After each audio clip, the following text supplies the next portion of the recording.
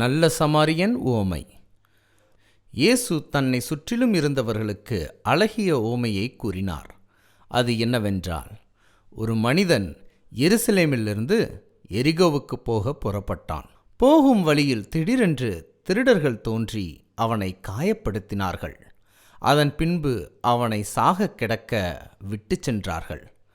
அந்த வழியில் ஆசாரியன் ஒருவன் அங்கே வந்து அவனை பார்த்த பின் உதவி செய்யாமல் கடந்து போனான். அதற்கு பின்பு லேவியன் ஒருவன் அங்கே வந்தான். அவன் பக்கத்தில் அருகில் வந்தும் அவனை கண்டுகொள்ளாமல் கடந்து சென்றான். அதற்கு பின்பு சமாரியன் ஒருவன் அங்கே வந்தான்.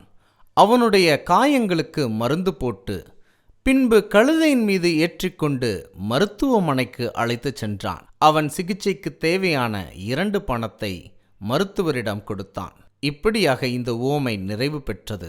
நாமும் ஆசாரியனைப் போன்றும் லேவியனைப் போன்றும் உதவி செய்யாமல் கடந்து போகாமல் நல்ல சமாரியனைப் போன்று மற்றவருக்கு இரக்கம் காட்ட வேண்டும் என்ற பாடத்தை இயேசு தன்னை சுற்றிலும் உள்ளவர்களுக்கு கற்றுக் கொடுத்தார். ஆமேன், ஆமேன்.